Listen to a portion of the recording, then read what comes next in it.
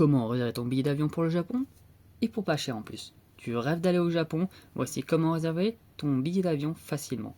Choisis le bon moment. C'est très important de choisir le bon moment. C'est le moment où tu seras le plus flexible, où tu seras libre.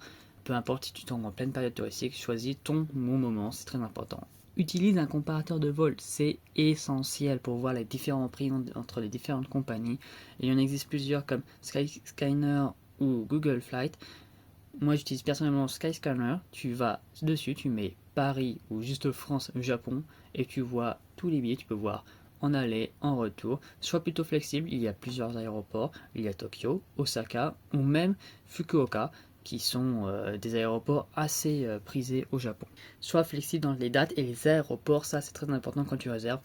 Non, il faut que tu sois vraiment flexible. N'hésite pas à dire, oh, ok, tu peux partir un mardi, un jeudi, et c'est là où tu auras les billets les moins chers. Et au niveau des aéroports, par exemple, de temps en temps, tu as un Paris-Osaka à 360 euros et un Tokyo-Paris à 280 euros. Tu fais quoi? Tu arrives à Osaka, tu fais ton trip, tu vas petit à petit à Tokyo et tu repars de Tokyo pour aller à Paris.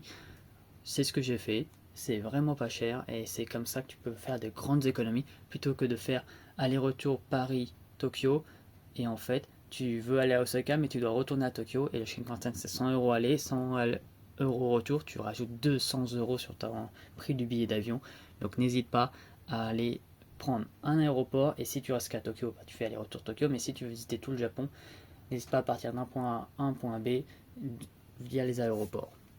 Compare les compagnies aériennes. Il y en a plusieurs offres sur les sites de comparateurs. Il y a les compagnies japonaises, Anajal, il y a les compagnies françaises comme Air France, ou il y a les compagnies chinoises qui sont très souvent low cost.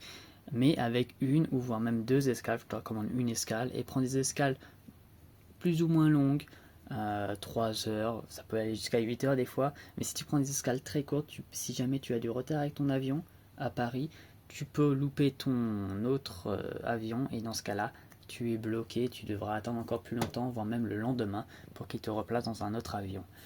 Donc n'hésite pas à prendre une escale, ça coûte moins cher, c'est beaucoup plus long, oui, mais derrière, ça se retrouve sur le prix, tu fais des économies de 200 euros, voire même beaucoup plus. Hein. Indirect, c'est hors de prix. Attention, si tu passes par des compagnies chinoises, la douane chinoise, c'est pas tes amis, ils sont très stricts, donc regarde bien ce qui est autorisé et pas autorisé. Ça y est, tu as toutes les astuces pour voyager. Et si jamais tu veux avoir d'autres astuces, n'hésite pas à t'abonner pour plus d'astuces de voyage au Japon.